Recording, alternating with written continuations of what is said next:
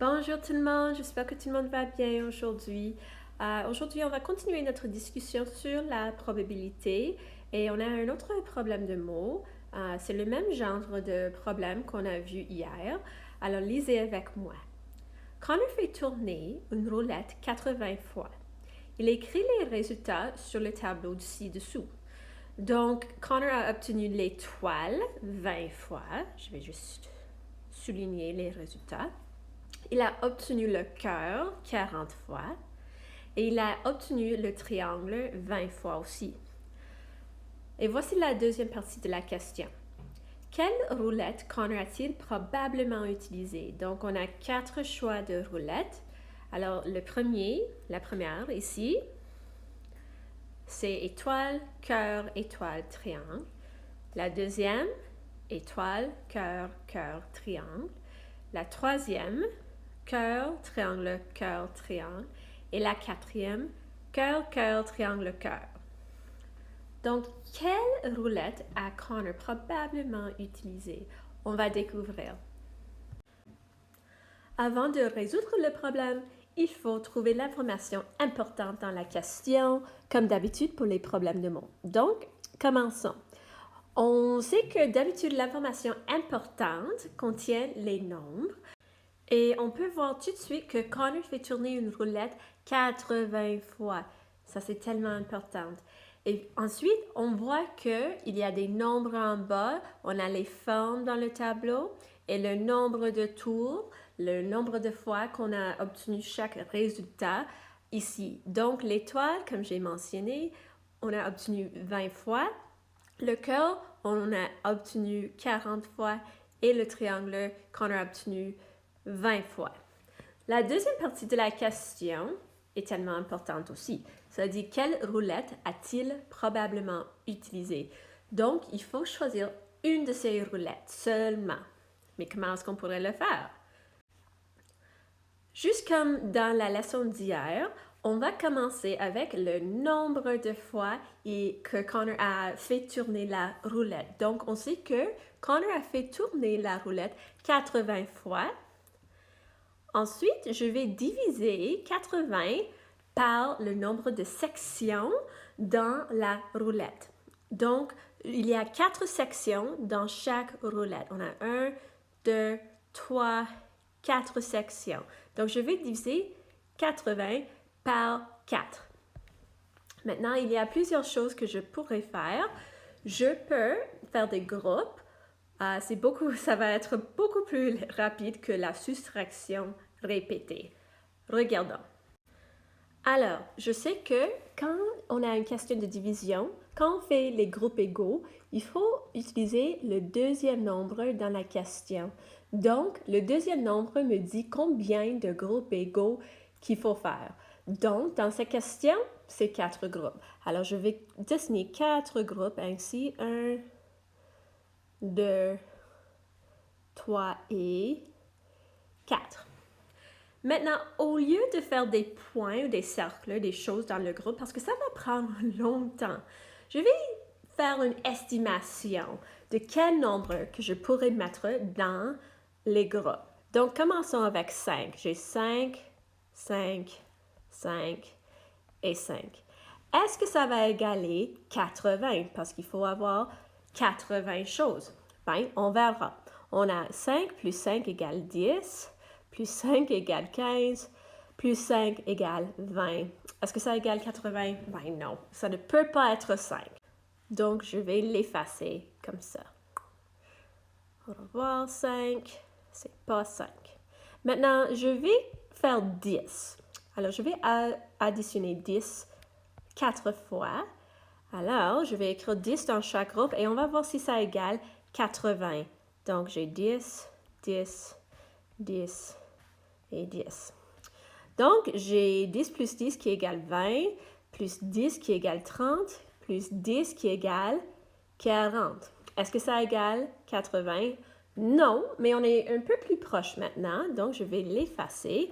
Je vais utiliser un nombre qui est un peu plus grand que 10. Au lieu de 10, je vais utiliser 20. Donc, je vais effacer, effacer, effacer. OK, maintenant je suis prête à écrire 20 dans les groupes. Donc, je vais faire 20 plus 20, 20 et 20. Je pourrais dessiner 20 choses dans chaque groupe, mais ça prend longtemps et c'est pour ça que j'écris les nombres. Donc, combien de choses est-ce qu'on a en tout maintenant? Il faut les additionner. Donc, j'ai 20 plus 20 qui égale 40, plus 20, 60, plus 20. Hey, regarde ça, 80! On a trouvé la réponse. Donc, la réponse pour 80 divisé par 4 égale 20 parce qu'il y a 20 choses dans un groupe. Donc, c'est 20.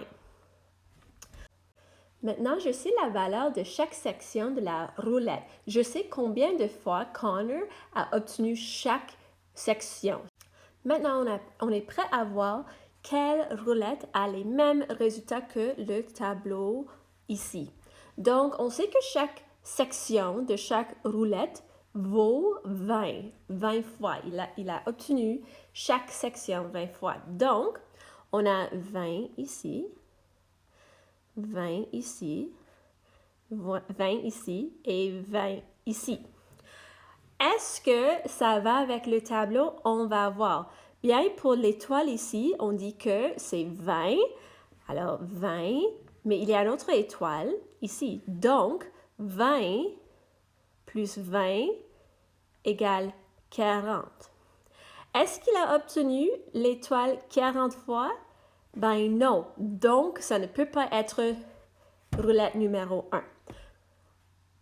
On va continuer maintenant avec la troisième roulette. Donc, je vais mettre 20 sur chaque section parce que l'aiguille s'est arrêtée 20 fois sur chaque section, comme on a vu.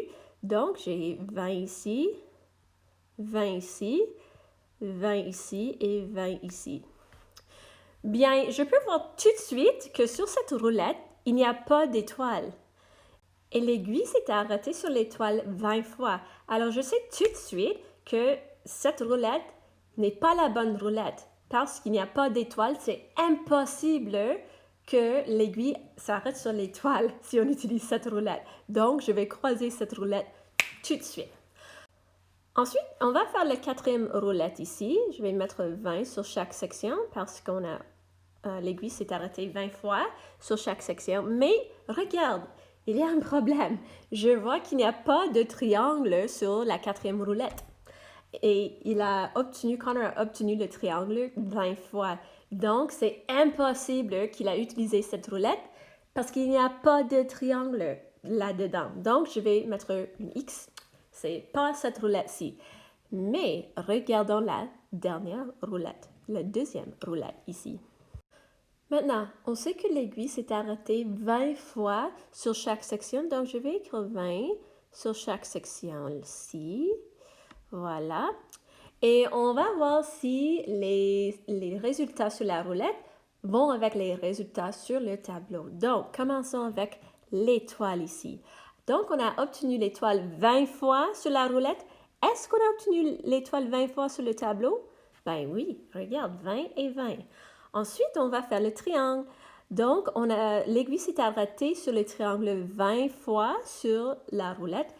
Est-ce que ça dit la même chose sur le tableau? Est-ce que ça dit 20 fois? Ben oui, ça dit 20 à côté du triangle. Finalement, pour le cœur ici, c'est 40. Ben regarde ça, on a deux cœurs. Donc, on a 20 et 20. Alors, je sais que 20 plus 20 égale 40. Est-ce que 40, c'est sur le tableau à côté du cœur? Ben oui, ça va. Les deux résultats vont ensemble. Donc, ça, c'est la bonne roulette. C'est la deuxième roulette ici que Connor a utilisée. Alors, comme vous avez vu, mes amis, j'ai justifié ma réponse. Je n'ai pas seulement écrit la réponse, j'ai expliqué mes pensées et comment je suis arrivée à cette réponse-là. C'est tellement important que quand vous faites les problèmes de mots, que vous m'expliquez comment vous avez trouvé la réponse. Alors, c'est tout pour aujourd'hui. Vous pouvez retourner à la page accueil pour la leçon et il y a des activités de suite que vous pouvez faire et le billet de sortie et je vais vous voir demain. Au revoir.